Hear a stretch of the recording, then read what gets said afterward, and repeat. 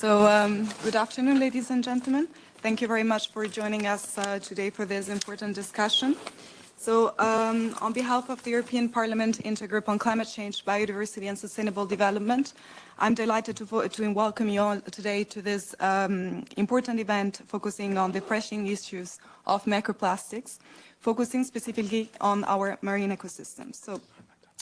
Today we are here to discuss this important topic and fostering a comprehensive understanding of the challenges posed by these small yet very impactful pollutants.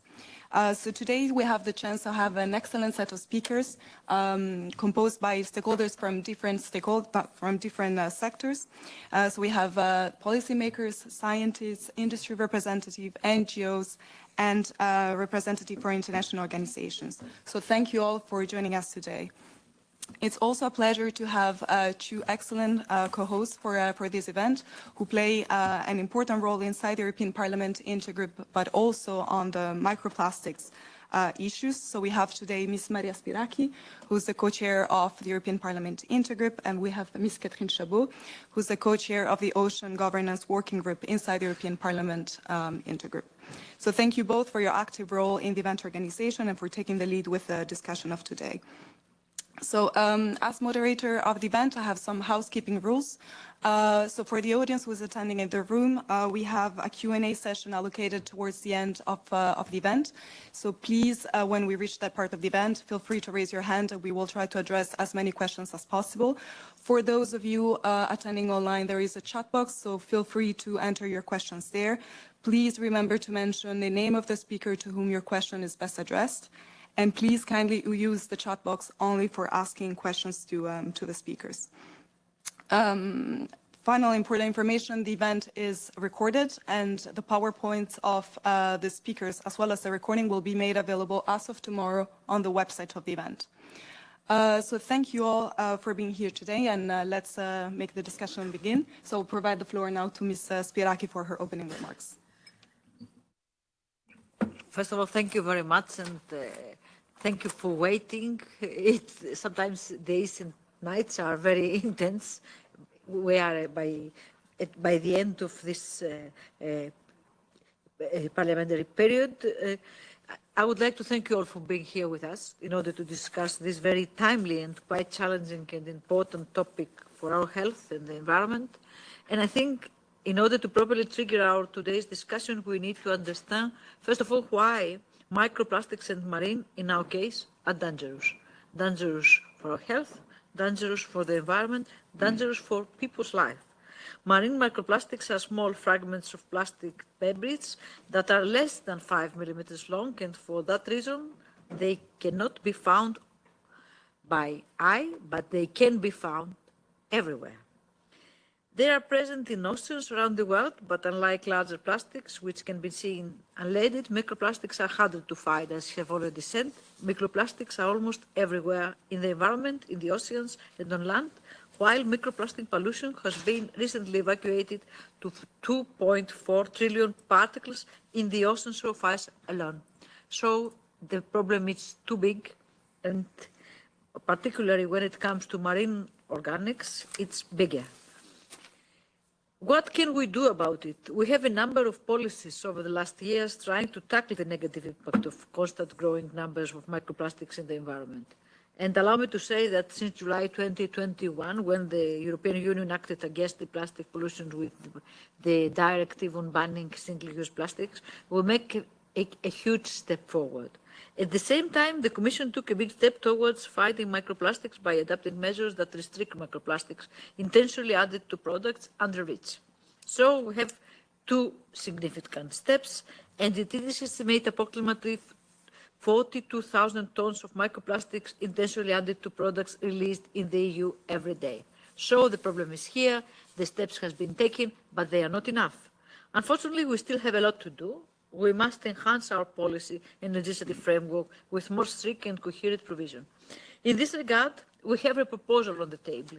It is the regulation to reduce microplastic pollution from plastic pellets, for which I have the honor and the responsibility to be the rapporteur of the opinion on behalf of the ITRE committee. It is important to understand that big players, big industrial players, must adapt their business as soon as possible to the new legislative framework, while SMEs needed also to follow the same path, giving enough space and time to proceed with the so much needed adaptation in this regard. At the same time, and it is my conclusion, it is also important to increase the level of adoption of research and innovation of innovative solutions in order to reduce the presence of microplastics using new technologies. There are new technologies available. They are not so mature, so we have also to invest on them in order to tackle the problem. Policymakers have overlooked the impact of microplastic pollution, but I believe that a number of solutions have been triggered to minimize the impact on our global ecosystem for the benefit of our generation and from generation to come. Once again, thank you very much for being here, and I would like to thank also my dear colleagues for being here with us. Thank you very much. Thank you very much, Ms. Spyraki, for your opening remarks and for your commitment on this important topic today. So moving on with the opening remarks, I would like to provide the floor to Niall MacDonald, the chair of JPI Oceans. Ms. Spyraki, Ms. Chabaud, chair, members of the panel, colleagues and friends. I'm very pleased to be with you here in the European Parliament today and to provide some opening remarks for this important science policy event on behalf of JPI Oceans. The issue of plastic pollution in the marine environment first came to the attention of scientists in the 1970s. However, the extent of the problem and its potential impact on the health of marine life and ecosystems has only really emerged in the last 15 to 20 years. When combined with warming sea temperatures and ocean acidification, the accumulation of microplastics represents a substantial threat to marine life and ecosystems and potentially to human health. While macroplastics, I should say, or those pieces that are larger than 25 millimeters in one dimension, make up the largest component of plastic pollution in the oceans and seas by weight. In terms of numbers of particles, 92% of all plastic items found at sea fall into the microplastics category. Microplastics are defined as plastic particles that are smaller than 5 millimeters in size, but include also particles in the much smaller nano size range, particles that are small enough to be readily ingested by zooplankton and filter feeders. Microfibers and microplastics are everywhere in the marine environment, with particles from car tires and cigarette butts being of particular concern owing to their toxicity. In order to solve a problem, you need, at the very least, to understand the nature and scale of the problem. Our research community has been at the forefront over the past 2 decades in undertaking the science needed to identify the sources, transmission and degradation pathways, and potential impacts of marine microplastics pollution, as well as finding ways to standardize how we measure and monitor microplastic pollution levels in different environmental compartments.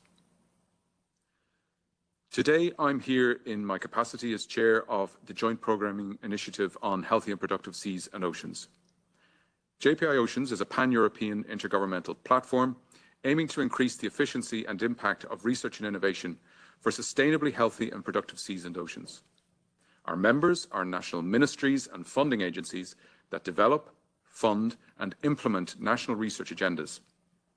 JPI Oceans is an agile platform where member countries can combine resources and funding to support the scientific coordination needed to address common challenges.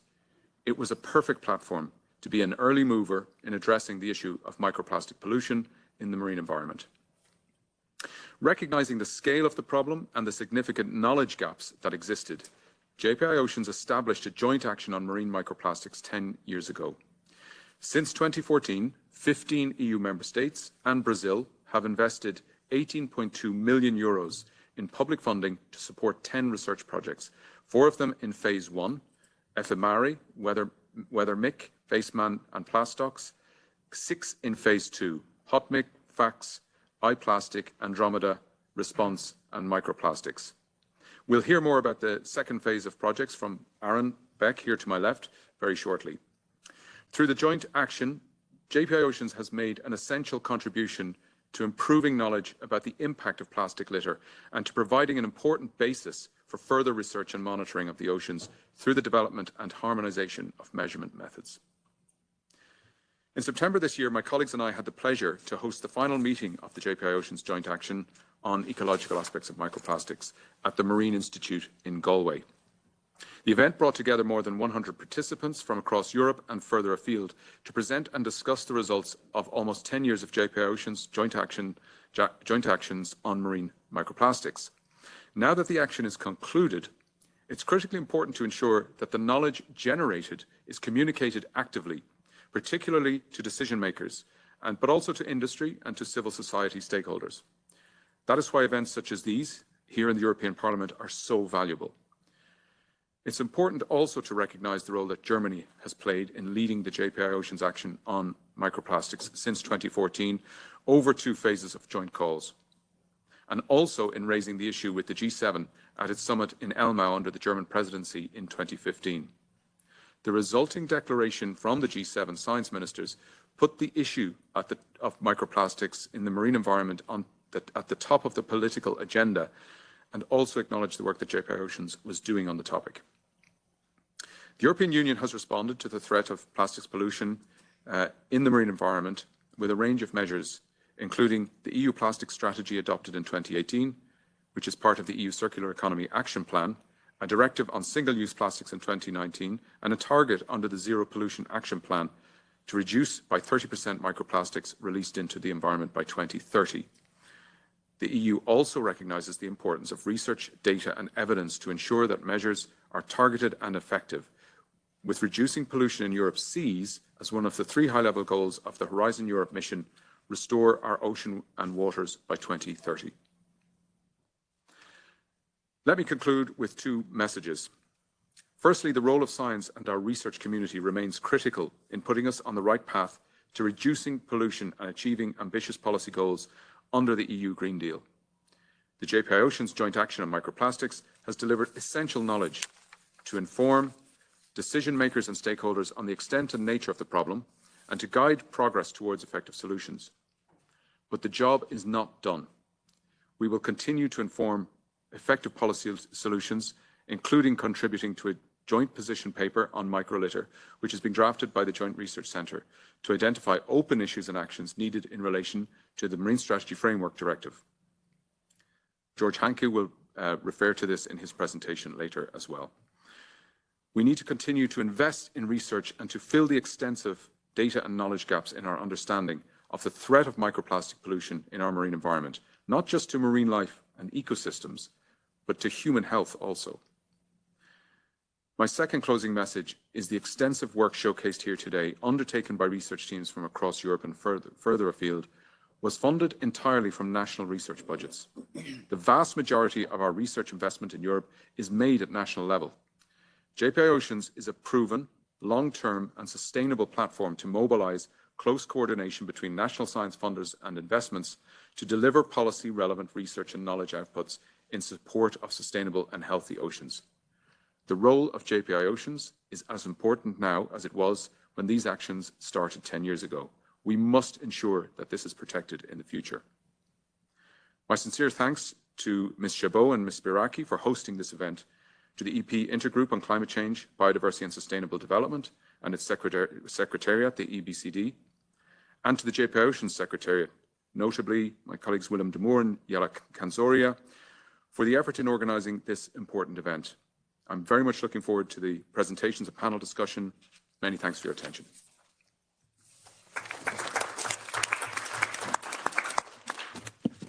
Thank you, Niall. Thank you very much for presenting already what's the nature and the scale of the problem that we're addressing today, and also for providing us more information about the important role JPI Ocean is playing on this regards.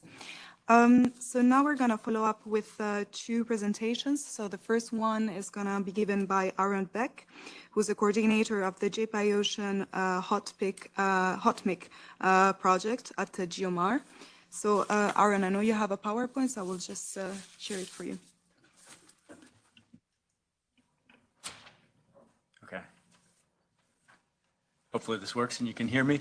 So I'm I am or was the coordinator of the HotMake project, but I'm here representing on behalf of all of the other projects as well.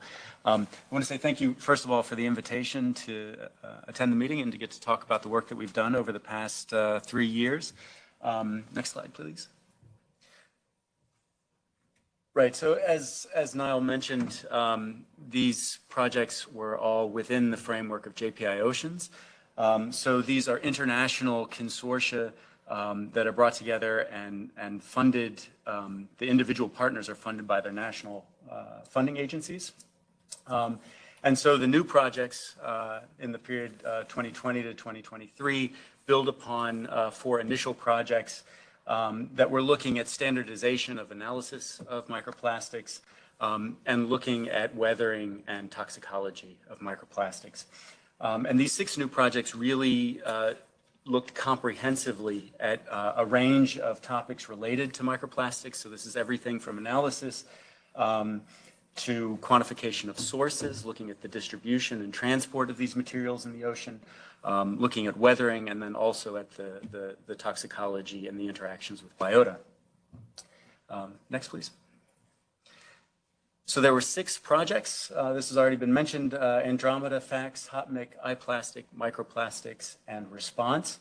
And these 6 projects had about 72 partners from a range of institutions and organizations, and also some commercial companies from 17 different nations.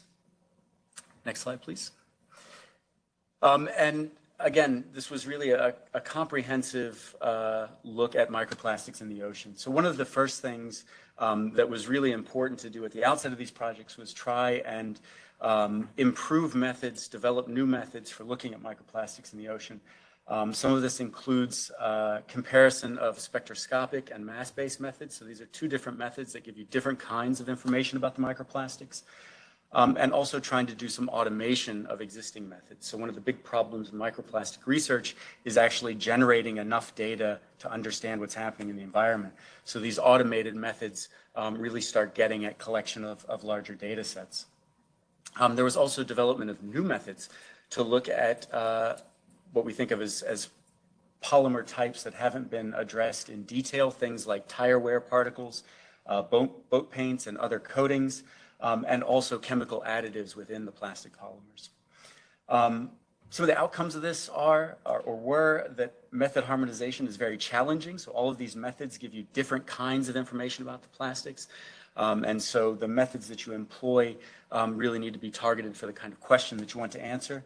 All of these methods target different properties of microplastics, and there is no real silver bullet. There's no easy method that does everything. So that's, of course, a challenge. Next slide, please.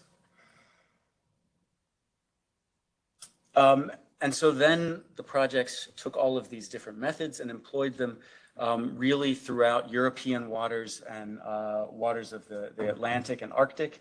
And of course, the biggest outcome is one of which I think most people expect, that microplastic pollution is ubiquitous. So this is a pervasive problem everywhere that we look for microplastics. We find them everywhere from the tropics to polar regions, from estuaries out to the open ocean, from the surface ocean all the way to the deep ocean, and in sediments, and also in biota, so in organisms at all levels of the food web. The distribution is heterogeneous in space and time. So it's really challenging to get a comprehensive picture of how this transport actually occurs and what the flux and fate really is, because of this heterogeneity and because of the real difficulty in collecting and analyzing enough samples to get a comprehensive picture. We do know that the plastics are fractionated during their transport from source to their eventual sink. So all these plastics have different densities. So more dense plastics tend to be sequestered in regions closer to their sources, so in coastal regions, whereas less dense plastics can be transported to the open ocean. There is evidence that the accumulation in sediments mimics the trends of global production. So it looks like increases in the environment are reflecting the increases in production and use. And the data that was collected in all of this will feed into the monitoring efforts of the MSFD, which I believe George Hunke will talk about later. Next, please. One of the other goals of these projects was to take all of this data and use it to develop predictive models so that we can actually predict the transport and fate of these materials and try to predict what would happen if we do source control in different places. Some of the outcomes of that are that the models that we have are quite good. They're getting better, but they're still not where they need to be in order to fully predict the transport of these materials in the marine environment. The ocean physics varies among the different ocean basins. So the Mediterranean is different from the North Atlantic, for example. And so you need basin-specific parameters to put into these models. Microplastics also sink. This vertical transport term is very important in understanding the flux and fate of microplastics. And some of this vertical transport, as I'll mention in a minute, is actually controlled by interactions with biota. So things like biofouling, aggregation, and packaging by things like zooplankton. And we need lots more data to try and validate and refine these models. And one of the hopes is that some of these automated methods of collecting more data faster will actually help at improving our databases. One of the other things that came out of some of these projects were interactions with citizen science projects. So can we use some of these citizen science efforts to generate more data that we actually need to validate and improve these models? Next, please. There's also widespread evidence for ingestion of microplastics by organisms, but there's also a lot of evidence for discrimination between microplastics and food particles. So organisms like fish and zooplankton actually can distinguish between plastics and food. Of course, the challenge comes when there's a very high ratio of plastics to food or when food is limited. On the other hand, the biota also have an influence on the transport and fate of the microplastics. So the microbial community, biofoulers that settle and grow on the surfaces of the microplastics can influence the transport. Packaging and aggregation by zooplankton and burial and mixing by zoobenthos also influence the eventual environmental fate of these materials. One of the interesting things that came out of a couple of these projects is that there may be some uses of filter feeders, for example, as bioremediators of these materials. So filter feeding organisms that can actually filter these materials out of the water column. And also some bio-inspired microplastic collectors show some promise for actually being able to help remediate some of the pollution that's already in the environment. Next, please. And then finally, one of the big outcomes of these projects was looking at the chemical additives in the plastic polymers. So a lot of work has gone into developing new methods for analyzing the chemicals that are in these materials and looking at the chemicals that leach out of them, particularly in plastics, tire rubber, and coatings. Tire rubber stood out as one of the new areas of research that also seems to show a lot of impact on biological systems. Sunlight enhances both the leaching of these chemicals out of the material and also the transformation. So often the toxic chemicals that are in these are not the primary chemicals, but they're transformation products once they're actually leached out into the environment. There's also some evidence that tire rubber, for example, doesn't just release these chemicals when it initially goes into the water, but can continue leaching them over a year or longer. So these are also long-term sources of contamination to the environment. And there's also now evidence that there is both chronic and acute toxicity of many of these compounds to different marine organisms. So not just toxicity at high levels, but also toxicity over long periods of time at low and environmentally relevant levels. And some of the things that came out of the JPI Oceans projects were standardized ecotoxicological tests and also new models for looking at the relative importance of these chemicals for toxicity. Next, please. So overall, we can say that marine microplastics are ubiquitous in the marine environment, both in coastal and open ocean. Macroplastics are also an important source of both micro and nanoplastics. So it's not just an issue of controlling primary microplastics, such as those added to consumer products or pellets, but also this production as larger plastics are weathered and fragmented.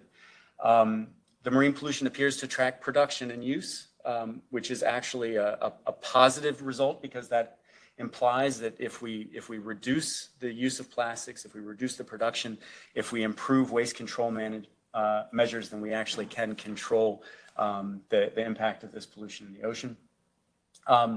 Small microplastics are very hard to measure, very time-consuming, labor-intensive.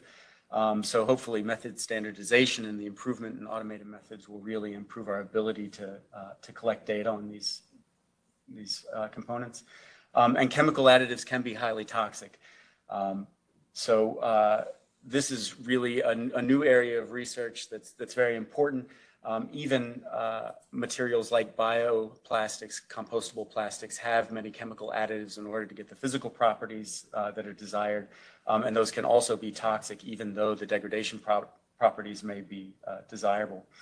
And these mixtures are very complex. So the source of the toxicity is not always known. It's a very sort of complicated system.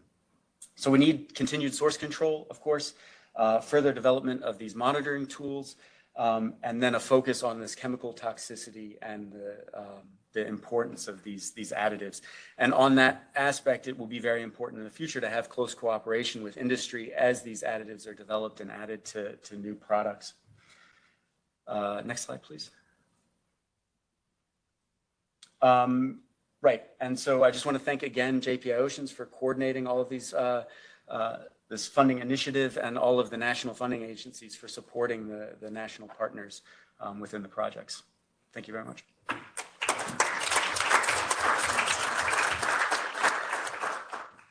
Thank you very much, Aaron, for presenting and explaining some key scientific findings when it comes to the topic of today's discussion, and also, of course, for bringing forward already some important policy recommendations.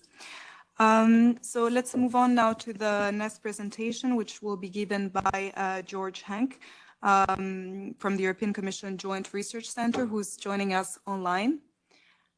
So George, you have the floor. Yeah, thank you very much. Good afternoon, everybody. It's a pleasure and honor to be with you today, even though not in person. I will share my screen so you can see the presentation, and hope that goes well. Can you see the presentation? Yes, perfectly.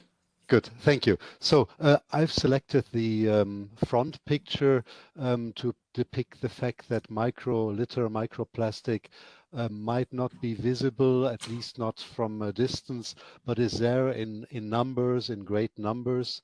And I'm giving this presentation here on behalf of the technical group of marine litter, together with some colleagues. I'm from the Ocean and Water Unit of the European Commission Joint Research Center.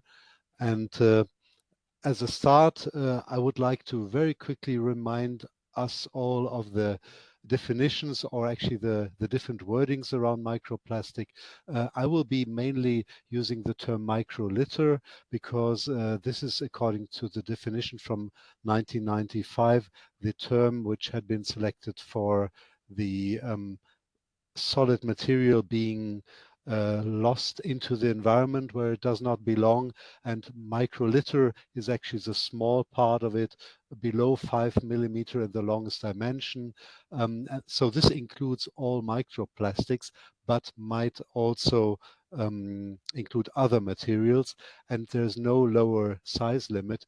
So when talking about this, we include also for example, nanoplastics. So where do the microplastics in the environment come from? I think it's also always important to keep this in mind, because here in all what will be presented now, we are talking about the final goal of mitigating, of reducing pollution.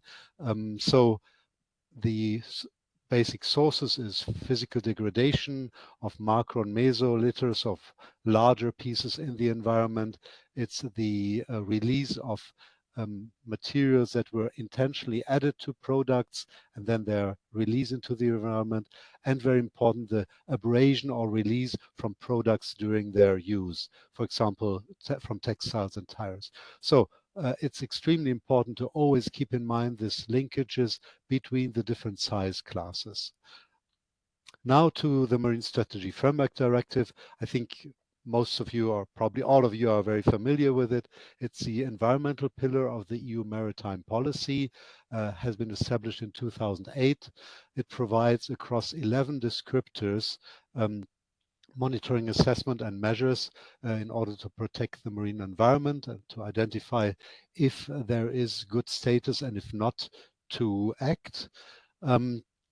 We are right now in the second real full circle of the MSFT implementation, and in 2024, member states will do the second full reporting. This is done in close collaboration with the neighboring regional sea conventions in the shared basins and with the EEA. And the specific descriptor is number 10, which is requiring that properties and quantities of marine litter do not cause harm to the coastal and marine environment.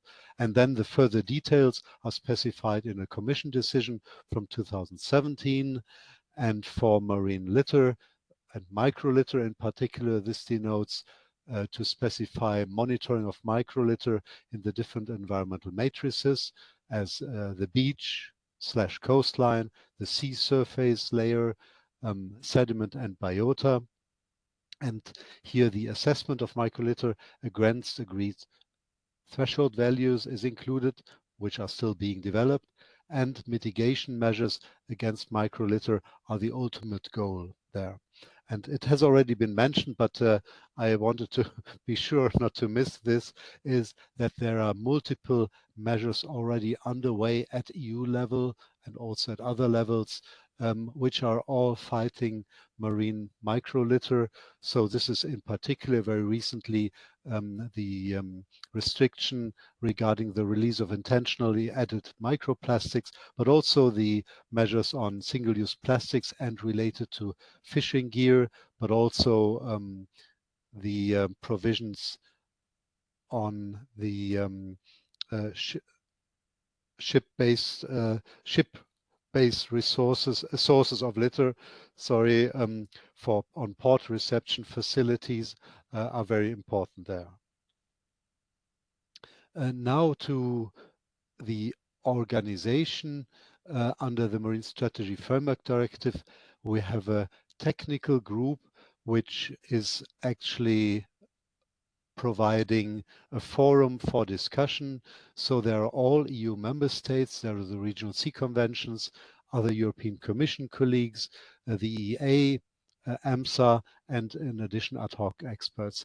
And this group is also linked to several scientific communities on floating macrolitter, seafloor macrolitter, microlitter, including JPI Oceans. And there we providing guidance, we're discussing approaches, we are preparing baselines, threshold value setting. So this is in order to allow for technical level work to implement the MSFD. And we are doing most of the work through an online exchange platform. If you're interested in more, please check the link below.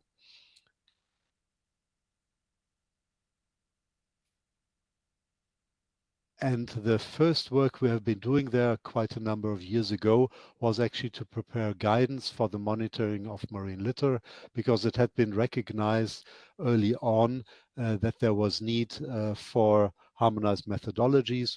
So the TGML has prepared and published in 2013 a guidance document for monitoring. And then in the past years, the experts, again in close collaboration with the regional sea conventions and the scientific community, coordinated by JRC, have been collaborating to update and improve the guidance. And I would like to mention here also that during this process, which was quite long and laborious, the intermediate steps were always transparent and visible. So it was an harmonization, soft harmonization as we went along and were developing this. So for example, the efforts now on pellets have been mentioned, and this new guidance now will include or is including a chapter on harmonized monitoring of pellets in the marine environment, so that we will be able then to have harmonized data sets to see baselines and actually developments as new provisions come into place. Yeah, so we are very happy that this guidance will be published in just a few days from now on the 12th of December. So please stay tuned for this guidance to be published. So throughout implementation of this guidance, your member states have started to monitor marine litter, and we have, in close collaboration with EMODnet, been collecting this data. So the European Marine Observation and Data Network, I'm sure you're all familiar with this, is the marine data platform, and we have a very close and long-standing and trustful collaboration with them. So the microlitter data from member states was sent to them and collected through them. And we have now 1,691 surveys of surface floating macrolitter in the data set. The data set is still being analyzed. There's an iterative process. And the way the data is reported, that's based on a protocol for the data formats and units, which has been prepared by EMODnet. I'd like also to mention that in this process, JRC has also been looking into microlitter data from the literature. So we had, sorry, these are 1,000 surveys from 200 publications, which have been collected through the RV litter base, because as you know, the science was providing some data, but of course that's not always as comparable as what we get now from member states. So here the very first view on this, on the map on the right, you can see the sampling points distribution of this 1,691 surveys. We do not have yet data from all member states. As you can see, the coverage is being analyzed, and just as a first outcome, we have maximum concentrations of around 11 million particles per square kilometer at sea, an average about 0.3 million particles per square kilometer, and most of the data are actually below 1 million particles. So we need further look into the data quality. We might need to have to exclude some of the data on this basis, and the baseline is under development, and in an upcoming meeting of the TGML on the 15th of December, we will decide the further steps. And I'd like to mention that the threshold development and then the trend assessments are also upcoming.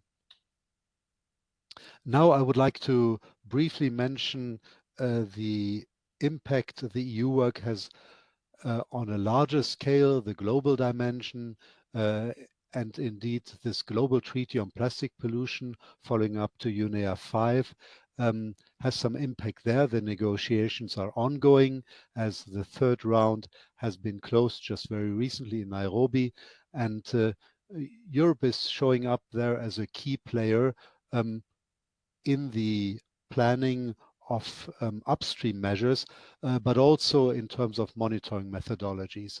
We had in August this year a workshop in Yokohama led by Japan and with some EU projects, and there we confirmed the need of a holistic approach, that we need to tackle litter across all matrices and size ranges, and there is an active coordination ongoing to enable comparable monitoring of surface floating microlitter at global level. This was a commitment by the Japanese Ministry of Environment, and there's a close collaboration by JRC and EMODnet with them in order to enable global assessments as this treaty is being evolving and later on during its implementation. And now I'd like to come to JPI Oceans. We have a very long-standing and trustful collaboration there, and also I would call it quite successful. already with the first round of projects which have been already mentioned, we were in close touch. It was an almost real-time acquisition of scientific output into policy support. The project leads, Gunnar Gerz, Ricardo Bayras, Andy Booth and Annika Janke, have been in close touch and part of the TGML, and we have also been collaborating beyond the project, and I would say the development of guidance for micro litter monitoring would not have been possible without them. So this was a very fruitful collaboration. And as we move on, we have now these 6 projects. We have a confirmation that we will be now uptaking their results into our work. We are now setting up this interaction, and we will extract the relevant research output. And we are also will work close together with the EU member states and the regional sea conventions to still understand which are residual open challenges after these projects have been closing. And the idea is that this will be contributing to draft this position paper, on which I will give further information in a minute. As we still have open issues, despite of all the research and the efforts also in member states, here are some examples. There are other topics, but for example, still the large-scale sampling strategies are critical. So how do we enable this monitoring across multiple marine environmental matrices? For example, surface water versus sediment monitoring. What is the role of the total polymer analysis by pyrolysis mass spectrometry versus single particle analysis? We need to link further with the freshwater environment, as I think all agree that a lot of the litter in the marine environment is actually coming from the land, from the rivers. And we also would like to do our best to contribute to the implementation of the Zero Pollution Action Plan. Then we need further detailed understanding of the litter and microlitter pathways to enable their modeling, because it's finally when we are able to model where the litter comes from, where it goes, that we show that we have understood it, we can predict. We can also predict the effects which policy measures will have on the final environmental impact. This is something where at JRC we're also working quite intensely, and then this will enable to target the sources. And then we have a number of very technical residual issues. Neil mentioned it before, regarding tires, and also Aaron mentioned the analysis of specific polymers, for example, those from tires. We do have quite an issue regarding quality assurance and quality control. We know that in the early days of monitoring, there was a lot of contamination happening, and so we need to ensure that data are accompanied with metadata which prove the quality of this of the data, and we need purpose-designed reference materials and proficiency testing schemes to ensure that the data are valid.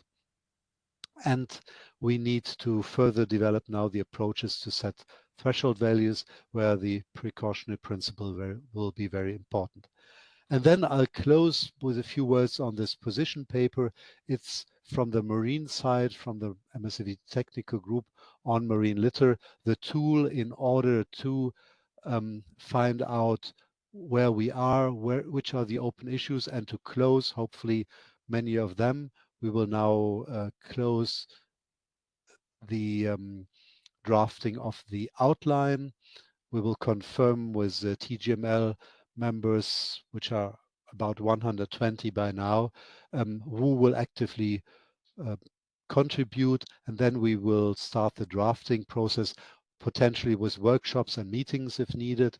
We will present the outcome to the MSFD implementation mechanism, to the GS group and the Marine Strategy Coordination Group working groups, and we are intending then to publish this position paper was in 2024. And that's it. Many thanks for your attention.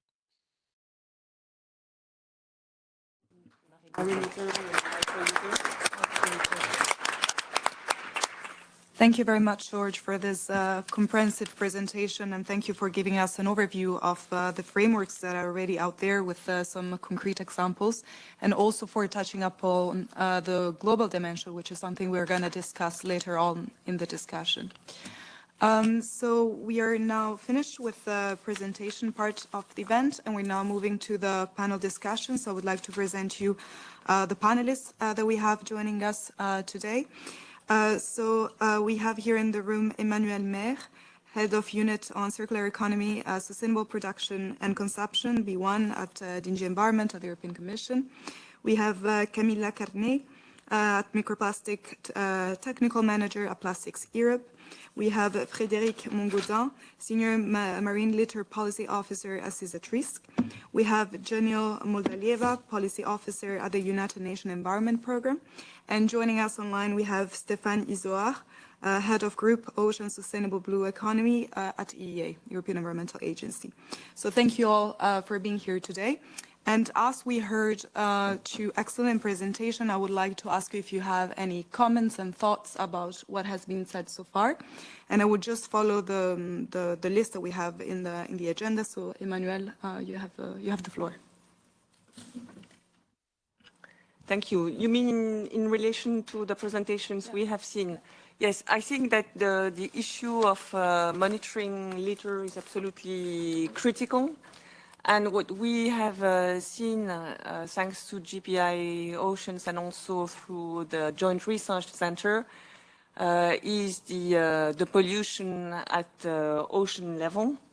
What we see also from our work at the European Commission is that it's extremely tricky to also calculate the pollution from plastics coming from the unintentional release of plastics from different types of products. So the issue is not only to monitor in the ocean, but it's also how do you monitor the release from a series of critical category of products. And among these, we see paints, we see tires, we see pellets, textiles, geotextiles, and also to a lesser extent, detergent capsules.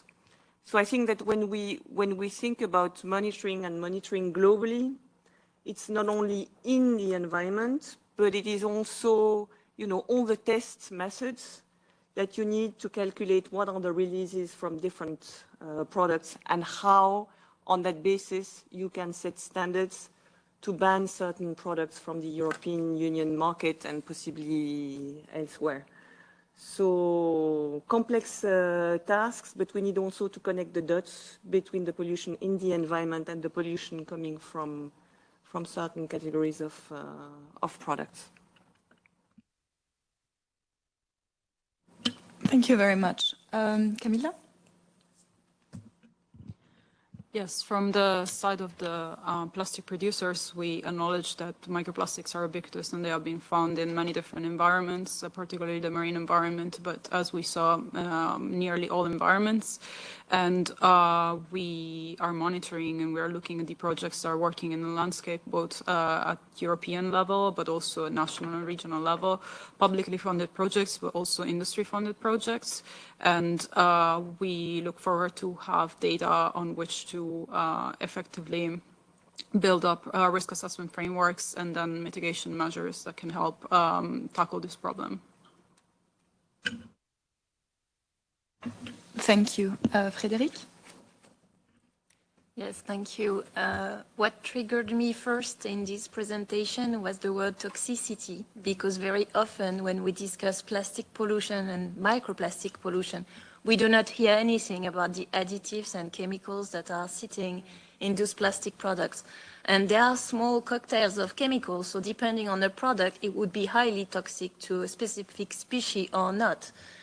We have seen cases in the US where one single additive that had been added to tires and was really regularly in tires, provoked the mass death of salmon in nearby rivers. And that's only because there was this massive rains and the runoff waters were important in quantity that this happened. But that was really a long work from the scientists, trying to find the source of the pollution. And it ended up to be just one additive, and that was a UV stabilizer. So what happens with tires happens with other products, and depending on how much additives have been added to them, they are more or less toxic. Also, when it comes to microorganisms, sometimes a lethal dose can be very, very small. So it's not a matter of how wide is the presence of the product. It's what are the possible impacts on wildlife. We also have seen very often that the accumulation of plastic pollution takes place in areas where biodiversity is also extremely present. So that's unfortunate, but the nurseries of our biodiversity in the ocean very often are in estuaries, in mangroves, in deep sea canyons, places where you will find most plastic pollution. And I'm talking about macro pollution, which eventually degrades into microplastics. So in the end, we know that there is a possibility to act on preserving biodiversity by acting on pollution. So this is something I wanted to flag to you. And we have heard also from the two presentations that the fragmentation of macro litter is important to follow. But it is all the more important to follow that most of the sources of microplastics are actually bigger products. So that's what Emmanuel just mentioned, that the vast majority of microplastic pollution is this secondary microplastics. And at the moment, at EU level, we don't see these sources really addressed because it's very early in the pipeline. We were talking about tires. Textiles are still to be dealt with. Paints are not even dealt with. Agriculture products are also of concern to us. So there is a very long list of products that we would like to see discussed at EU level. And now we have to talk about pellets, but that will be later in the discussion. Thank you. Thank you very much. Janil? Well, first of all, thank you very much for the scientific community for your commitment to continue this important stream of work. And during the introduction, I realized that this work has been going on for 10 years, which means the situation is evolving, the science is evolving, and we're trying to tackle the issue as much as we can. So we at UNEP pretty much welcome the scientific basis that we need for negotiating this legally binding treaty on plastic pollution, and that should be based on science, that's for sure. And what we emphasize and what we have faced in the past is that this consistency in measurement remains to be a challenge. And we need comparable data, and it's so important that indeed the comparable data would be important for having a holistic approach for the systems change that we want to drive in the future. And for the UNEA 6 resolution on plastic pollution, the scientific grounding would need to be very strong for us to tackle this issue and propose strong solution on this topic. And at the last point, I would mention that the predictive capacity would be something that perhaps we would really benefit in the future from the scientific community to really embed some innovative solutions in the future. Thank you. Thank you. Stefan?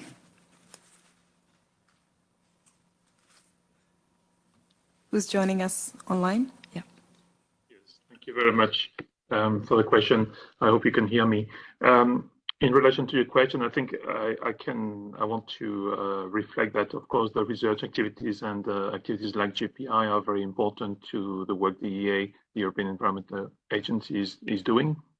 It contributes to improving the knowledge base, of course, and to facilitate the data collection and support the monitoring activities that we are responsible for.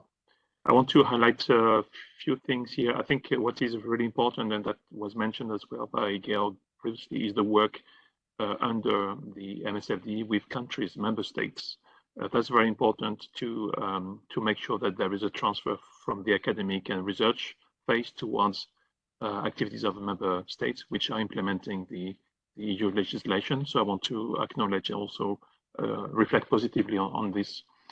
And this links to the fact that it's important that this work is done in the context of the established legislation and established monitoring frameworks. That's very important so that we can speed up the monitoring of data and the and taking measures through these mechanisms. Let me also mention two of the things that I think were important in the presentation that were made. One is about the source to sea assessment. We want to identify the source of litter and marine litter. We want to understand the pathways towards the sea so that we can actually model these interactions and we can design some measures to address those issues. So that these were very important elements that were presented in my view. Thanks very much. Thank you very much. Thank you all for your first reactions. I will just provide quickly the floor to Ms. Spyraki for some comments from her side. Thank you, and sorry for interrupting the row of the speakers, but I have to leave. I have an appointment with the Commission at 3:30. But I would like to thank you once again very much, particularly the members of the scientific community on this very, very important exchange. Just to highlight that it is very, very important first to have knowledge transfer.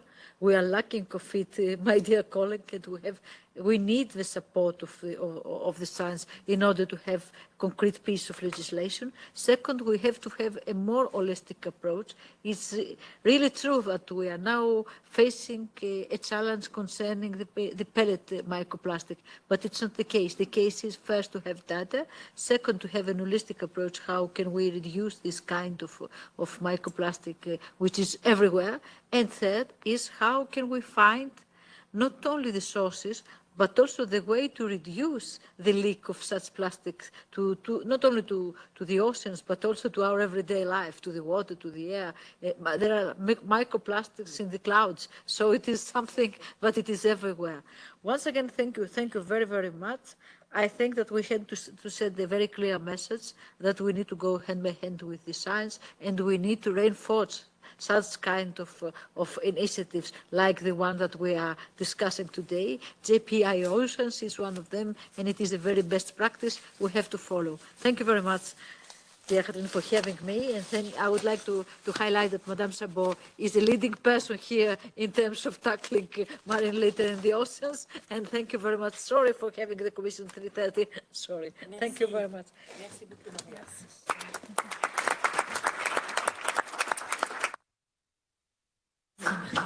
It's microplastics. Thank you very much, Ms. Spyraki, for joining us today for this event. So moving on now with the panel discussion, I would like to turn back to Emmanuel. So in the framework of the European Green Deal, the European Commission has been active in tackling plastic pollution, specifically when it comes to protecting the environment and health. So recently, the Commission has adopted a measure to tackle microplastic pollution from one side by restricting intentionally added microplastics, and from the other side by preventing some of the intentionally released one. So I just wanted to ask you what was the driving vision behind that? Thank you very much. I think that the title of the event gives an idea of the vision. It's the issue of small particles and big concerns that has been driving us on to tackle pollution from microplastics.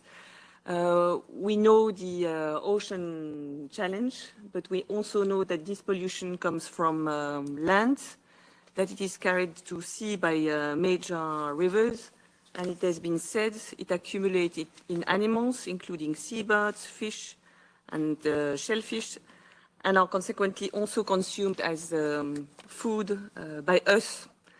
So there is really a huge public awareness about the fact that microplastics can be found everywhere, that we cannot remove easily that type of pollution, that we find it in the depths of the ocean or on the top of Mount Everest, and that it will not disappear, that there is a threat to our environment and potentially to human health. So the way we have proposed to tackle that type of plastic pollution with an holistic approach in mind was first of all to address the large plastics that degrades at EU level. Many speakers have spoken about the important role of the Single-Use Plastics Directive, but if we look at the waste framework directive, if we look at what you're doing these days also on packaging and packaging waste, which is the destination of 40% of the plastics on the EU market, we make sure through this legislation that we avoid littering the environment with this type of plastics. So that's the first category on the large plastics. Then one of the critical challenges we face and we try to tackle is the addition of microplastics into products. And this is why we had proposed the restriction under the chemical legislation, REACH, so to stop or to restrict the addition of microplastics in cosmetics or paints or other types of products. So we will start with restriction on microbeads in cosmetics, and very soon there will be further restrictions, and this is now EU law. Then we were confronted with the unintentional microplastics pollution. And so it was quite a difficult exercise also to review the science and to see where these microplastics coming from the 6 sources I mentioned earlier came from, in which quantities. So there are still uncertainties, but we were able to come up with an impact assessment that lists the approximate quantities on tires, on paints, on pellets, on textiles, on detergent capsules. And we will also call colleagues working in research, science and innovation to always, do better to serve further action. And so on the basis of this impact assessment, and we also published a brochure on the unintentional release of microplastics, we decided to propose to the European Parliament and to the Council to tackle pellets. So really the basic material that is used in the plastic value chain. Why? Because this is the third largest source of this unintentional released plastics. There was a loophole in the legislation, in the possibility for the European Union to act. And that would be a great way to get nearer to our target, which is to reduce microplastics releases in the environment by 30% by 2030. So there are 3 key pillars in the proposal on pellets. The first one is that it takes a value chain approach. So it's not only the plastic manufacturer or the converters of pellets into plastic products that would be, the main actors. I mean, they are, but we wanted to take also, the transporters, the people who store pellets, to make sure that we have this value chain approach and we have good handling practices and also obligations across the value chain. Secondly, we wanted the larger operators to obtain a certificate issued by an independent third party to make sure that when medium or large companies are handling pellets, they do so in a certain way, and it is appropriately monitored and recorded. We included lighter requirements from micro, less than 10 employees, and micro companies, and also would like to provide assistance to companies, to SMEs, in terms of developing guidance documents to them. The third part is to help operators to monitor their loss. So through dedicated methodology and again a value chain approach so that we know what is being lost in the environment.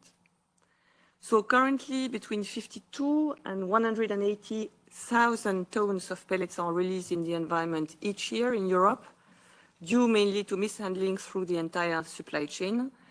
And if we are able to come to an EU law on this matter, we could reduce the losses by 54%. So a lot of work has been done already by the industry, notably Plastics Europe, to come with a voluntary approach with Operation Clean Sweep and an audit system. But we think that having a regulation dedicated to pellets would give us a level playing field for all operators for this. I think that one issue of concern that Mrs. Chabaud may have is, why are we tackling pellets now and not the other sources?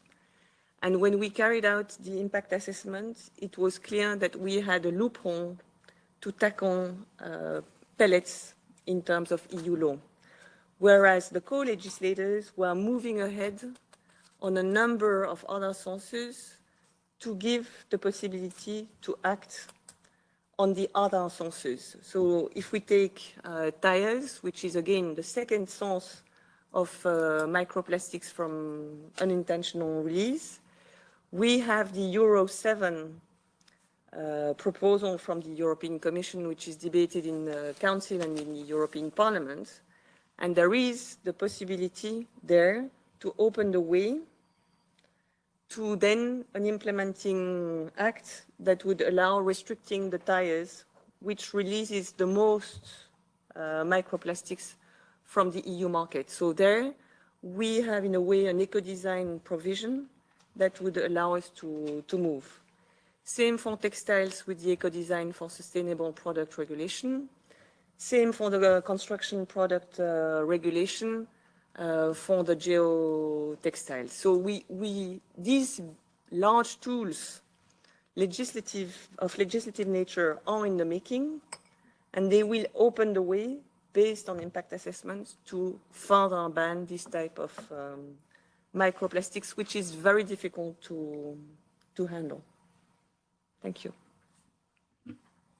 Thank you very much, Emmanuel, for presenting a tiny bit the work of the European Commission is doing to tackle this important environmental issue.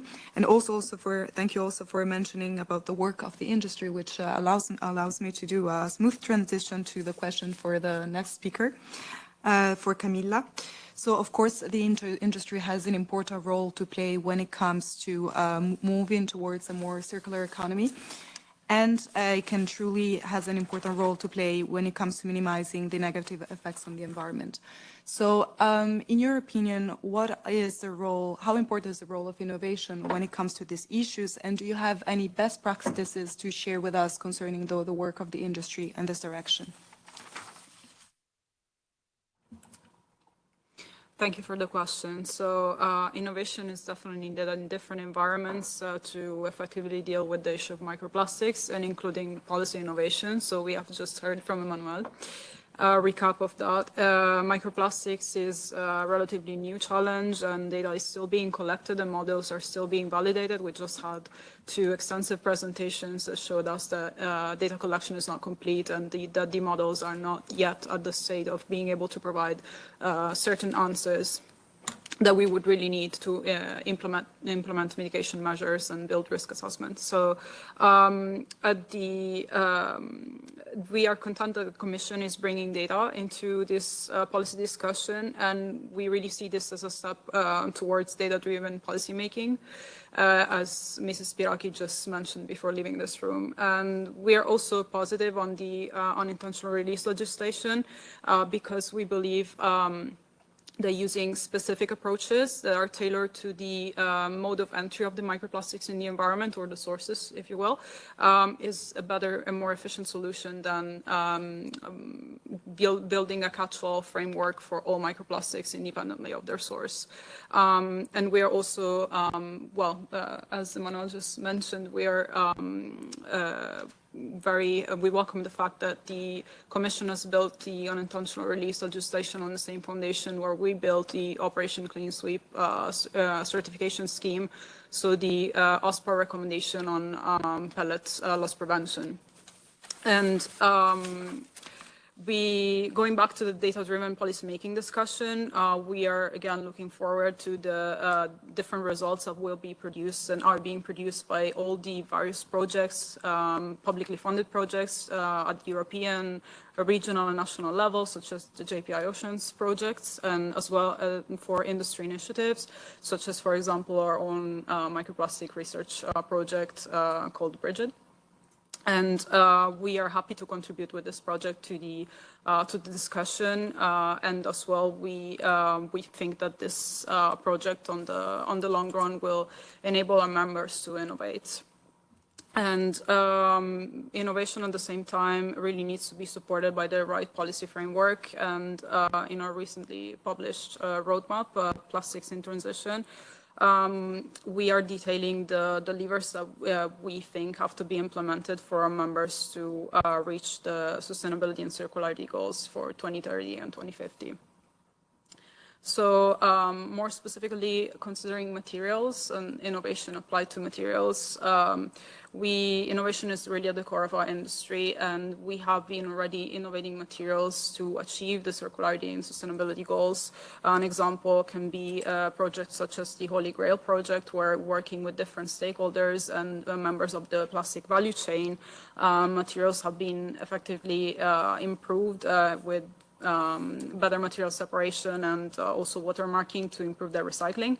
And a similar approach can be adopted in the frame of microplastics, where potentially with the collaboration of the entire value chain and also external stakeholders, because it's a very difficult and complex issue that needs a lot of different actors to play a part, we could repeat such a type of project and think about different materials that would shed less microplastics during their life cycle. Thank you.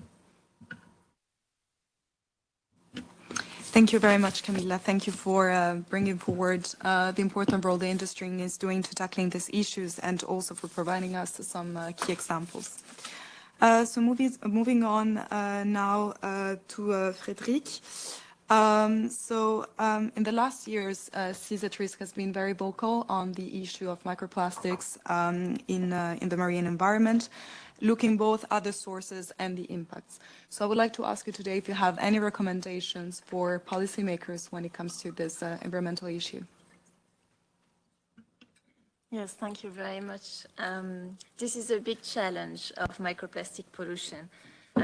We've been working on this since 5 years, since basically the plastic strategy, where it was first stated that at EU level we could make some steps to solve microplastic pollution. But if we wonder how many sources of microplastics there are, I think it's about 75 that have been identified to date. So our main recommendation is to go with a prevention approach and binding steps at EU level to solve the pollution. Because if you take the cure approach and you come after the pollution to try and clean up the mess, it's not possible for microplastics. It could be possible for bigger items, taking a lot of precaution, but not for microplastics. We've lost the war there. So I would say that the main recommendation could be a very unpopular opinion, but I'm happy that is shared by Aaron, and that is to reduce plastic use. It seems difficult in our world where everything is booming, and also plastic production is booming and expected to triple by 2050. But we will have to think of ways to reduce the applications for plastic. I will give you just the marine examples for that. We have identified that plastic was being used for riverbanks, for coastal protection devices. Now people are starting to skate on polyethylene skating rinks. and plastic batches sheeting is being used on mountains to reduce the melting of ice during the spring and summer season. So I could go on forever. You know, you will find plastic everywhere in your life, of course, but our main problem is finding it everywhere in the open environment. And there we are playing with the devil because we know UV rays will end up fragmenting this material into microplastics. And it's just a question of time, you know, depending on how durable the material is. So another recommendation we have is to reduce also unnecessary plastics. And this is being discussed extensively at the UN level with the treaty negotiation. So I was really happy to see national delegation, member states really pushing for that, because yes, we have choices to be made, and I think industry can be part of the solution as well. A lot of transparency can be increased on what type of additives, what type of polymers to use over others, and for which uses. So this is a discussion where everybody should be around the table. And yeah, we are eager to see things happening at the EU level. And now we have this new proposal on pellets, which is also a big challenge because we're reaching the end of the mandate, and we are hoping to have a lot being done between now and next spring. And this is a very technical matter. So for pellets, currently there is a threshold in the law below which if you handle less than 5 tons of pellets a year, you don't have anything to put in place for prevention. But if you manage less than 5 tons of pellets, what does that mean in practice? Well, it means that you produce less than 160,000 PET bottles a year. But that's still a lot. So that means very small players in the supply chain can actually escape these recommendations that we are going to make binding. And for us, this is a loophole. So that's what I wanted to share with you. And in terms of other recommendations we could do, just talking about pellets, because this is the hot topic now, we would like to see more awareness and more information of workers that are in direct contact with this material. So people handling pellets should know that it's a pulverulent material and that is hazardous for the environment. And when you see some labels in the packaging you're using or some information being displayed in your plant, you know you should treat the material differently and you understand why you should do it. At the moment, because there is nothing in place, even though there is the political will inside the industry to make progress, the progress is very slow and the take-up of the scheme is very slow, also with suppliers. So for us, it's key that this information flows from the top to the bottom, and also for people working in these plants to know everything about the impacts and to know what kind of steps they need to take on the daily. So yeah, that would be my recommendations. Thank you very much. Thank you for sharing these important recommendations and for touching upon very important points such as precautionary principles, but also the role of awareness and education. So thank you very much for that. So moving a tiny bit out now from the more really European focus and going more to the international side, we have here today Janil representing the United Nations Environment Programme, which, as we know, has been a driving force when it comes to beating plastic pollution at the international level, which, by the way, was also the topic of the theme of this year, World Environment Day. So would you mind sharing with us some takeaways of World Environment Day and also giving us maybe some updates about the UN Plastic Treaty negotiations? Thank you very much, first of all, for inviting UNEP to today's discussion, and congratulations on coming up with an attractive title of your event. As Emmanuel referred to, small particles and big concerns, that also caught my eyes, very interesting title. But I would also like to say that it's a big opportunity as well for us to revisit the way that our systems work, to revisit the way that our economies work. And And there, the World Environment Day demonstrated some specific cases when we can come up with solutions to do so, whether it's a policy solution, whether it's innovation-based solution, whether it's technology-based solution. So if you haven't done so, please go and check the World Environment Day platform, and you will see that there's a map there's a dashboard available with solutions that we can take in the future to tackle plastic pollution. One of the key takeaways of the World Environment Day was that it gave agency to all stakeholders, and it highlighted that people's action on plastic pollution matters. And it also highlighted that every one of us, each one of us, have an important role to play to tackle plastic pollution. And it really highlighted the individual's voice, that we should use our voice and choice to make our contribution to tackling the plastic pollution. It also gave a role to the industry, of course, to the governments and other stakeholders that could take a large-scale action to tackle plastic pollution. From the substantive perspective, World Environment Day highlighted that we need to move away from linear economy to circular economy. And I'm glad to see during the presentation and as well during the panel discussion that this word circular is coming up all the time. And I think it is promising that we need to take that pathway forward in the future. And our unit research shows that if companies and countries make a drastic shift, policy and market shift towards circular economy, that we can reduce plastic pollution by 80% by 2040. And again, it is a new big opportunity as well. If we have new plastics economy, it will generate 700,000 additional jobs in developing countries in the informal sector as well. And it will give us savings in terms of $1.4 trillion over the next 20 years. So let us not forget that this is a problem, but it's also an opportunity for us to change the way that we think, to change the way that we work, to change the way that we exist as a society. So here I would like to say that UNEP's work on plastics, on microplastics, is a part of the holistic plastics work that we want to take forward in the future. And there, from a substance perspective, we focus on reducing the problem size by eliminating unnecessary plastic items and substituting them when possible and when relevant.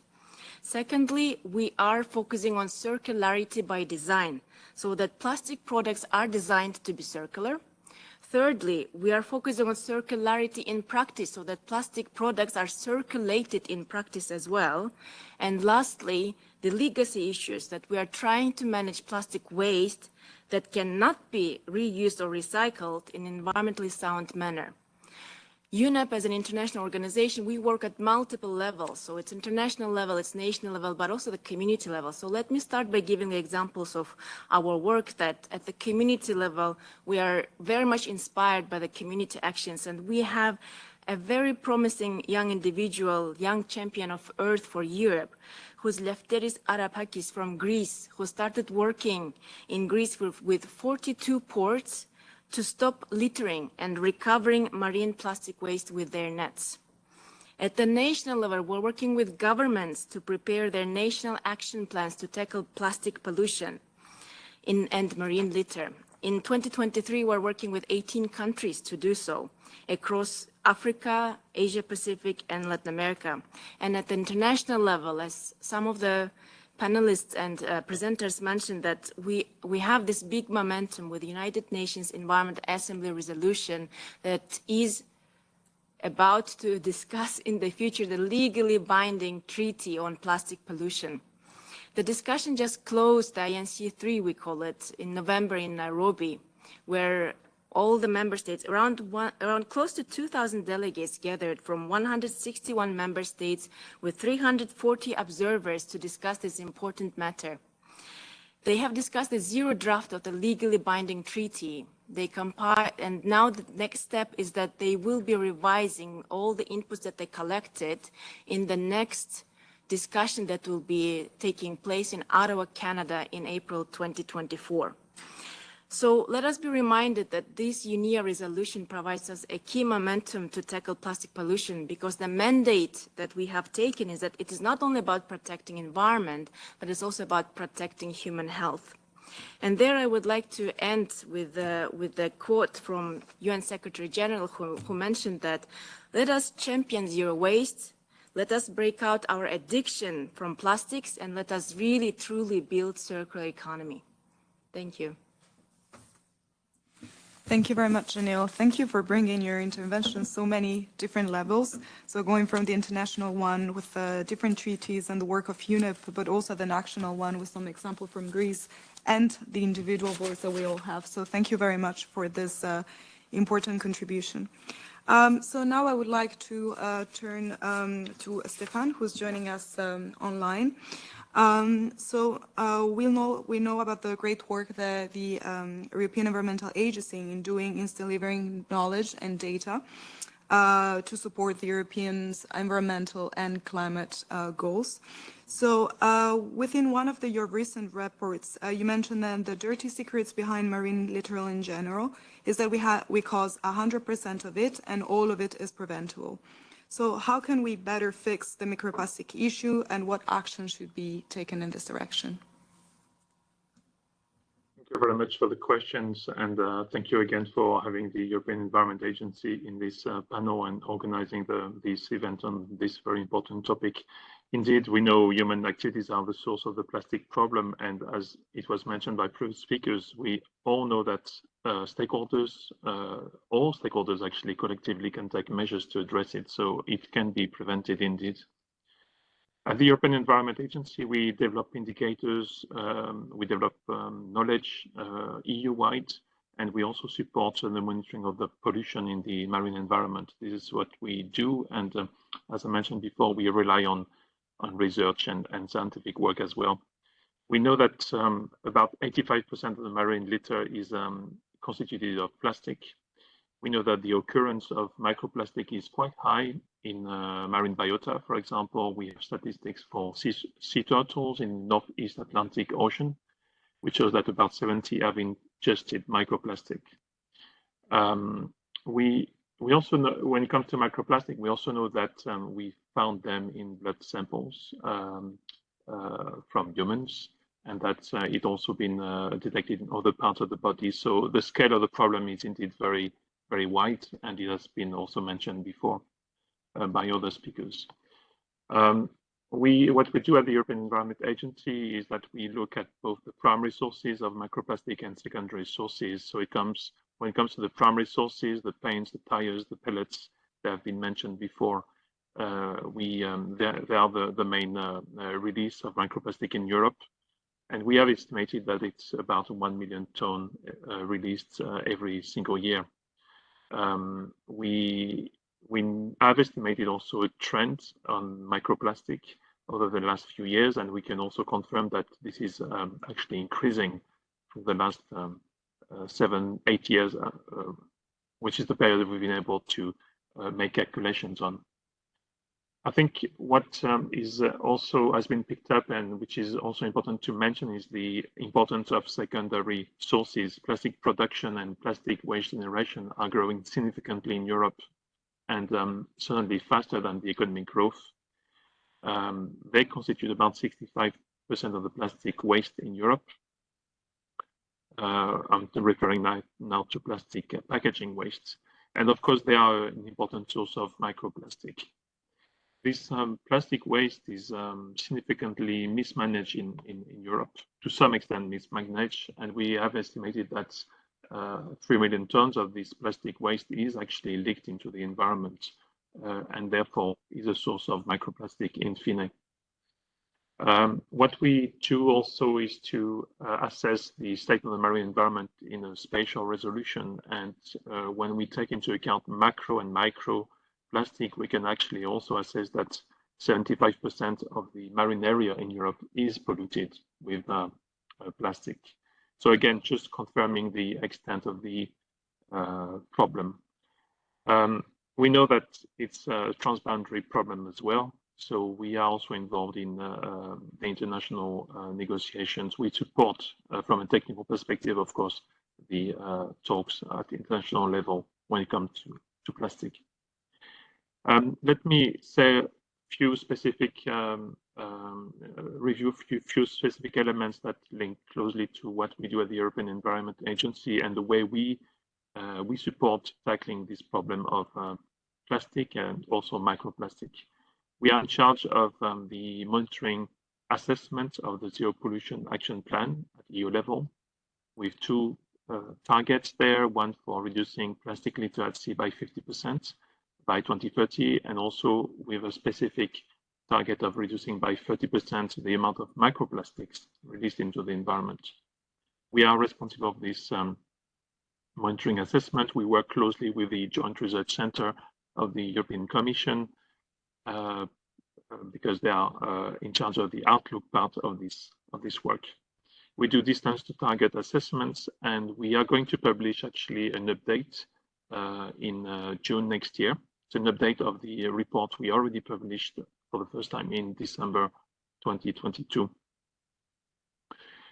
In that context, in that context of the Zero Pollution Monitoring Framework, but also the absence of robust data and monitoring on microplastic releases, we have developed a proxy indicator on microplastic. I will be happy to give more details or send links to this work later on if needed. But it's very important to understand that modeling, but also having proxy indicators are what we have at hand at the moment while we are establishing monitoring systems across Europe. What we do as well is we have been documenting the issue of marine litter as a whole. We have published in January this year report that we call From Source to Sea, and that's the report you referred to in your question before. It's important to look at the sources of marine litter, also understand the pathways of marine pollution, so that once again we can support modeling of these interactions, but we also, to a large extent, support the development of monitoring systems in Europe, which is so much needed. This report that we published in January, of course, stresses the importance of addressing plastic pollution at its source as a crucial action for all stakeholders and policymakers. We also stress the importance of having a holistic approach. It's not only about dealing with the problem, it's about preventing the problem, and this has been also mentioned before by other speakers. In closing, I want to say to give two more elements. One is about the monitoring. Again, the timely delivery of monitoring is very important. We don't have an EU-wide monitoring at the moment for intentional and unintentional releases of microplastic. We, of course, acknowledge the progress made, and these have been mentioned on packaging waste directive, the proposals for additions on soup and fishing gears, port reception facilities. This is very important that we have eventually an EU monitoring scheme that informs us properly about the releases of microplastic in the environment, so that we can also design measures accordingly. My last point is on the definition of priority areas. Again, here acknowledging the progress and the significant progress made when it comes to plastic pellets, tires, but also the intentionally added microplastics. I want to stress the importance of paying attention to the secondary source of microplastic, and in particular plastic packaging, because that's actually an area where we have quite a bit of information, and that's therefore an area where measures can be taken based on more extensive data and analysis. I will leave it at this for the moment, and again, I would be very happy to share more information about all the products and activities that we have at the European Environment Agency. Thank you very much. Thank you very much, Stéphane. Thank you for bringing forward the important work that EEA is doing on this issue. So we close now the panel discussion, and before moving to the Q&A session, I would like to turn back to Aaron, because we heard many different interventions from different stakeholders with different idea and perspective on the discussion, the topic of today's event. So I would like to ask you if you have any comments of any reflection based on what we just heard. Sure, thank you. Yeah, I find all of this very interesting because I think a lot of these comments all seem to go in the same direction. It seems like everybody's sort of looking in the same direction, which is, I think, a positive thing.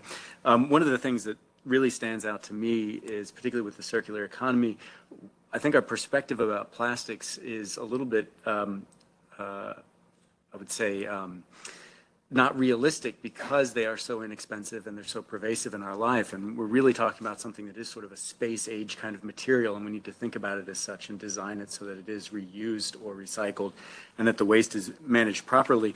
And I think that'll go a long way to reducing at least new pollution of the ocean. As you mentioned, we can't clean up the microplastics that are in the ocean, or at least that's maybe a task that's too big, but we can prevent it from getting there. And I think some of the sources of microplastics are also very difficult to determine. Some of these diffuse ones, like fishing nets, ones that don't have these sort of point source inputs. But that's certainly an area where we can start looking in the future. And I think one of the things that we need to be thinking about moving forward is working more closely with industry, particularly because we need to prevent a lot of these things before the problem actually appears in the environment. So things like developing new additives and doing some of this chemical toxicity modeling and testing before it actually is widely used is maybe a direction that we should go. But it sounds like all of this is at least looking in the same direction. I think that's a very positive perspective for the future. Thank you very much, Aaron. So I would like now to open the Q&A session of the event. I don't see many questions online, so we'll just provide a tiny bit more time for our participants online to submit your question in the chat box. But in the meantime, if there is any question in the room, feel free to raise your hand. I know Ms. Chabaud has already some questions. Does anyone in the room want to take the floor? Or we leave you some time to warm up in the meantime. We provide the floor to Ms. Chabaud. No, thank you. Good afternoon, everyone, and thank you to everyone. It was very interesting, and I was here to listen, but I will have two questions. A lot of questions, but two of them. I would like to know for your part, Mr. Beck, do you collect also data and monitoring from expeditions? We have today a lot of expedition working on to understand. I know a lot of expedition. I don't know if you know Méditerranée en danger, for example, or Septième Continent, la Fondation Tara. So, do you work with those scientists that are in the expeditions? That's for you, and I will have another one. Okay, well, I can answer that quickly. We try to as much as possible. A lot of these are great opportunities for getting samples. So where it's possible in the framework of their ongoing work, we do. So I know in Tara, for example, there's a lot of microplastic work that's been done. Also things like the Volvo Ocean Race, there's been efforts to collect samples. All of these are great opportunities to get samples. The real question is, can you collect quality samples in the framework of the activities they already have ongoing? And I think efforts to develop new sampling methods to make them easier and faster, implementing them in those kind of expeditions will be a great way to get more data. Yeah. And I have another question for you. Have you heard about the IPOS, the International Panel for Ocean Sustainability? Like an IPCC for the ocean. So they just begin, and I think they want to have an integrated approach on all ocean issues. So of course the marine litter will be, and the microplastic will be in their scope. So do you imagine to work with them or not? I think it should be. I think that's a great idea. It sounds like a great initiative, and things like this JRC report also can feed directly into that with the important aspects that need to be taken into account. Yeah. Thank you. I will also have a question for the Plastic Europe representative. We have heard that chemical additives are a very big issue. Do you work on other solution to avoid additives? I know that they have to, if they exist, probably they are essential. But do you work on other solutions? This is a very interesting and complex question. So indeed, additives are added actually for a reason, for the functionalization of plastic, and because plastic needs to be adapted to a series of applications. So the reason why they were originally conceived and formulated was for that. And then we learned that sometimes this is not optimal for other reasons. So we recognize the need for more transparency and to work together with different stakeholders, the scientific world in the first place, but also regulators and, again, other members of the plastic value chain to be more transparent and to explain what kind of additives and for what kind of reason are used in certain materials. So we are working with the entire value chain towards this increased transparency with different projects that are happening at the global level. An example is the International Council of Chemical Associations, ICCA, has recently launched an additive database which would contain information over additives that are commonly used in polymer associations and would be public. So these sort of databases have already been in development from other stakeholders, and we are also open to collaborate with these stakeholders to, again, increase the transparency and the openness of the industry. So it is not going to be easy, and for sure, the development of new additives will take a very long time, but we want to begin with being more open and communicating with other stakeholders and the entire value chain as well on the additives that we use in plastic products. Okay, thank you. Thank you very much. I see that there are some more questions coming up online, and I see, Stefan, you're taking the lead with answering some of them in written, so thank you very much for that. There is a question that I would like to ask that comes from Jordan Shani. It's about biodegradable plastic, which is something that we hear more and more. So the question reads, does biodegradable plastic contribute to microplastic pollutions in the environment? Yes, I think both of you, yeah. Emmanuel, you can go first. Yes, on this, actually, we did a lot of work, and it's also science to policy, or policy to science.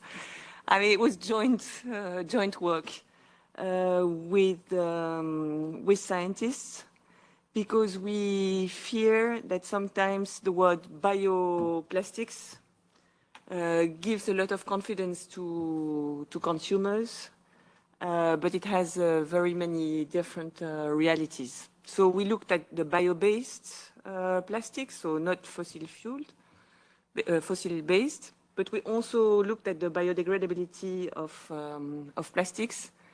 And there it's very clear that you cannot claim that a plastic is biodegradable.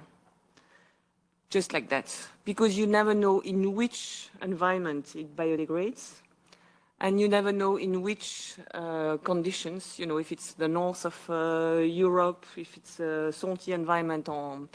So we really clearly caution about the use of biodegradable plastics in the communication of the European Commission, which is fully dedicated to bioplastics. So there we are, I mean, again, we are in need of standards, but we need to be very, very cautious. I mean, you remember that in the context of the Single-Use Plastics Directive, the EU institutions also decided to ban, for example, the use of oxo-plastics. That's, you know, presumably biodegrade plastics. So a lot of caution on that. Want to add anything? Yes, sorry. Go ahead. Yes, I just wanted to add that indeed biodegradable and bio-based are not interchangeable terms. They mean very different things, and a plastic can be bio-based but not biodegradable and vice versa. We would definitely, again, need some policy innovation in the sense that we desperately need some clear European-wide, at least ideally at the global level, a sort of definition of what does biodegradability mean and in which environments or which matrices are biodegradable plastics really biodegradable. So in which of these environments are they reduced to carbon, biomass, and water, and so on.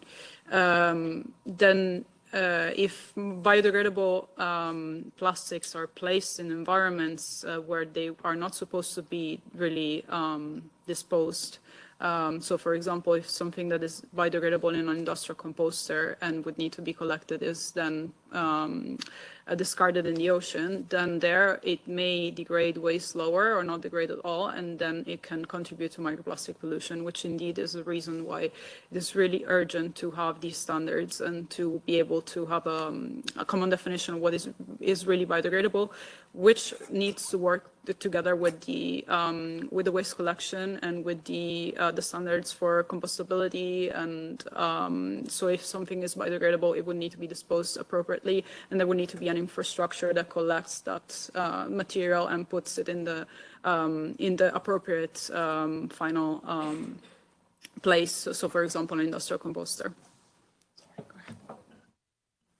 Yeah, well, I won't be long now because almost everything has been said, but I would like to add that there is extensive science now backing that the impacts of bioplastics are really the same, if not worse in some cases, to the conventional plastics. And again, it is linked to the multiple additives that are being added in the mix.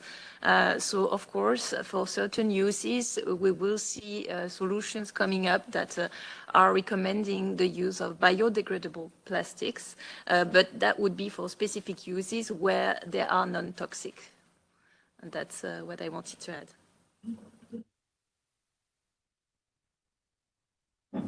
Thank you. So we have time for one final question, and I see one in the room. So if you can just present yourself and ask your question.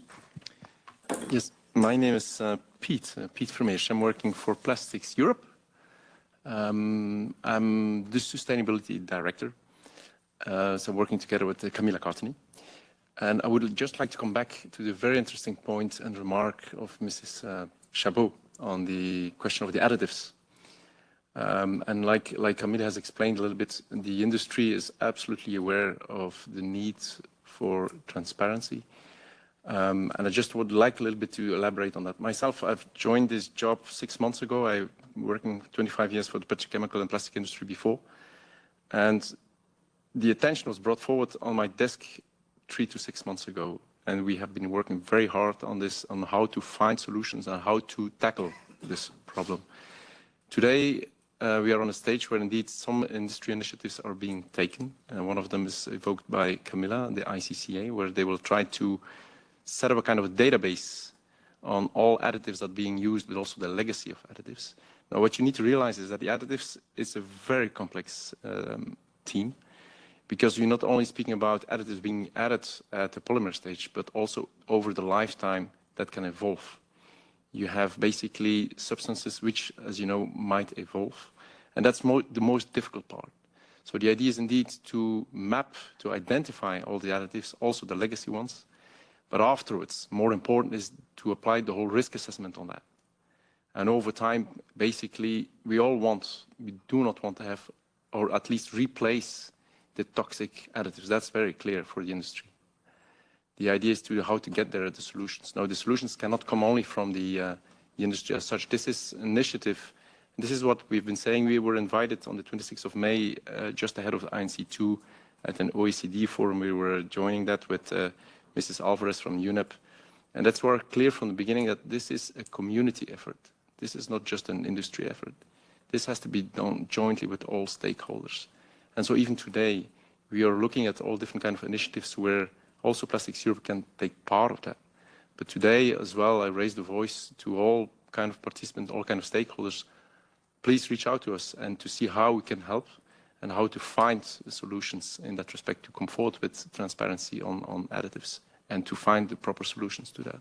I don't know if it addresses a little bit the question you're raising, Mr. Chabaud, but I can tell you that we are very much interested to work on that. Thank you. Thank you very much. If I may, Regine, I have another question to complete this one. We need to reduce the number of polymers. Do you work on this topic as well? I don't know if Camilla or you, Mr. You want to answer, because I think it has been advocated.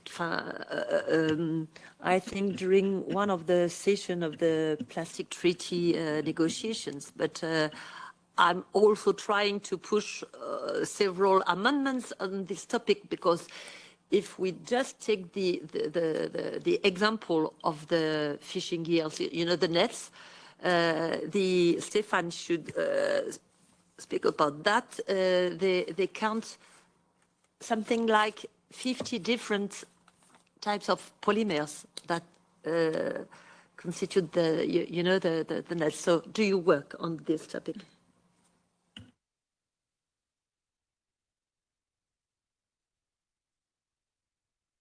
Of polymers. Well, this is indeed another very complex question, and I don't want to take the time from everyone. But we are working to something such as a decision tree that would help different stakeholders to identify which type of polymer is better for, or it's best for a specific application, and this would be based on data and on life cycle assessment. Now we are aware that life cycle assessment can not only involve measures of greenhouse gases emissions, but it needs to include different parameters to be truly innovative and truly representative of something that can stand the test of time.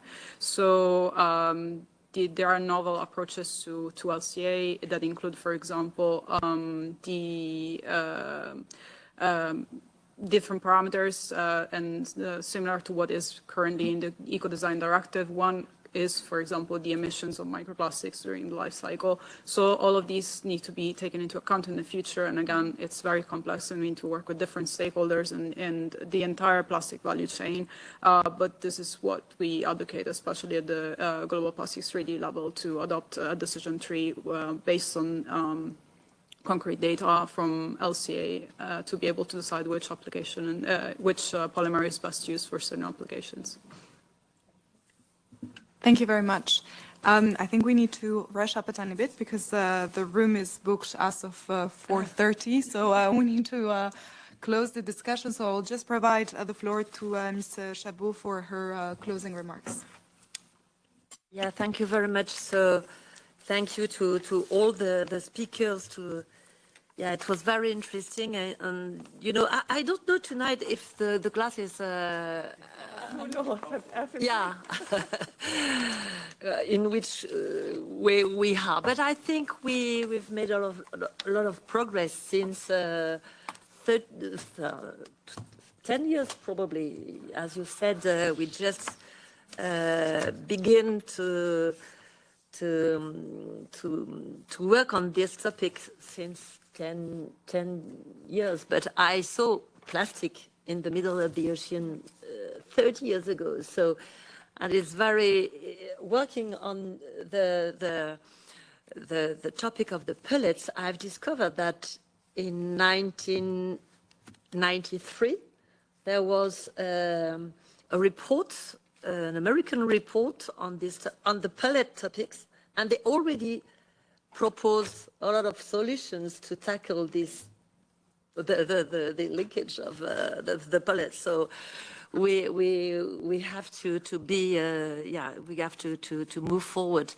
And if I have a look on, we worked in the beginning of our mandate of an initiative report on marine litter, and with Natasha, who is in the room, and it's very interesting to see the progress probably we have made if we heard about, if we listen with Mr. Anke on the MSFD, because we realized with Natasha that if we have this single-use plastic legislation, it was just after what we discover on beaches through the MSFD. Through the citizens. But Up the litter. just so it was, we don't imagine this legislation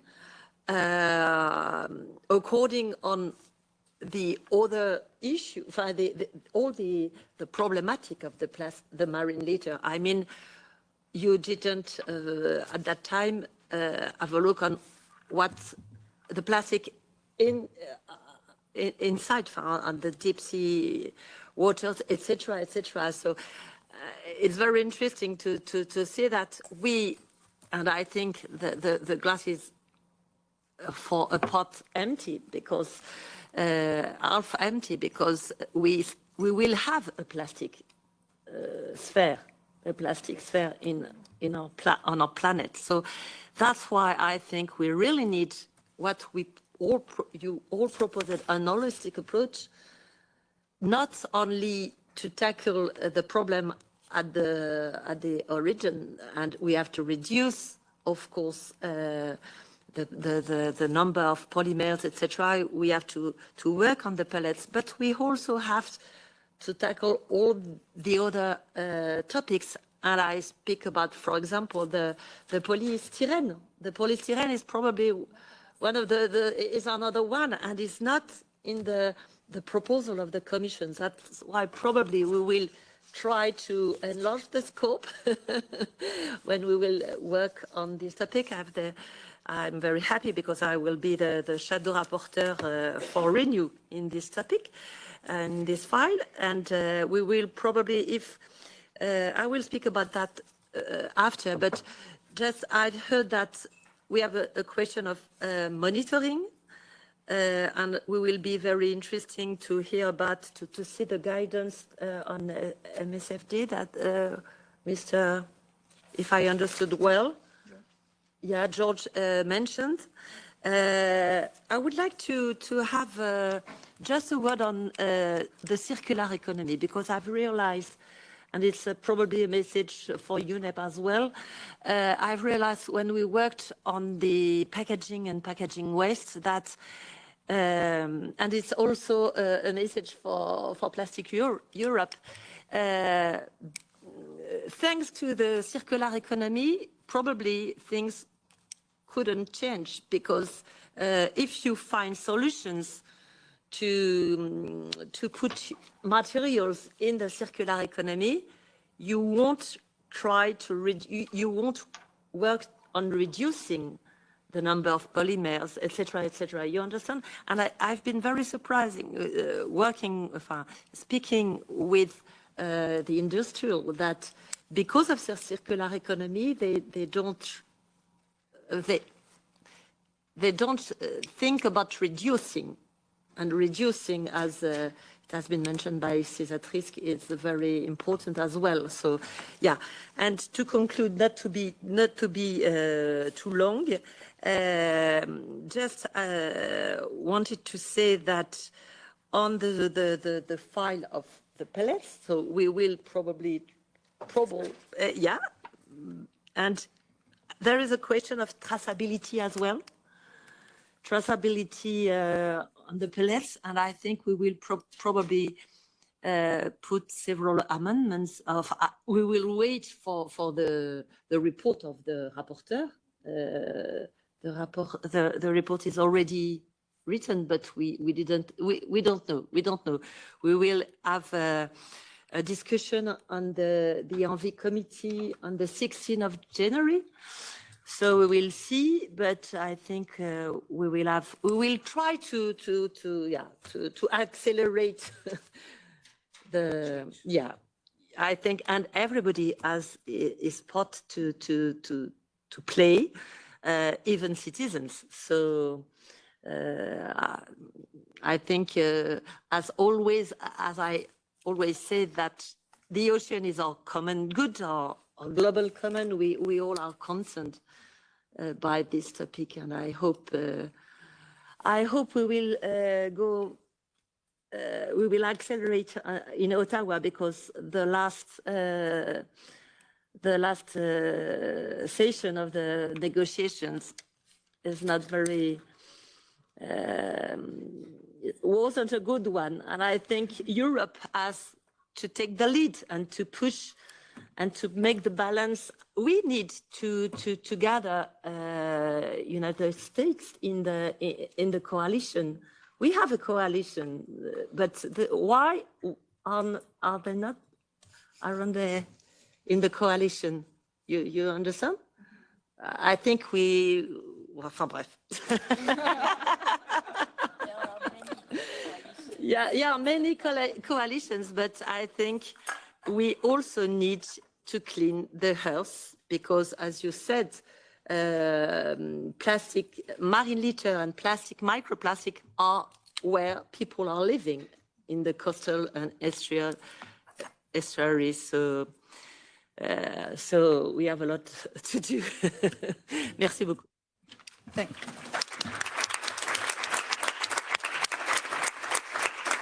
Thank you very much, Ms. Chabaud, for your closing remarks, and thank you very much for co-hosting this important event today with the participation also of Ms. Spyraki. I would also like to thank the excellent set of speakers that we had today for the discussion, joining us online and here in the European Parliament.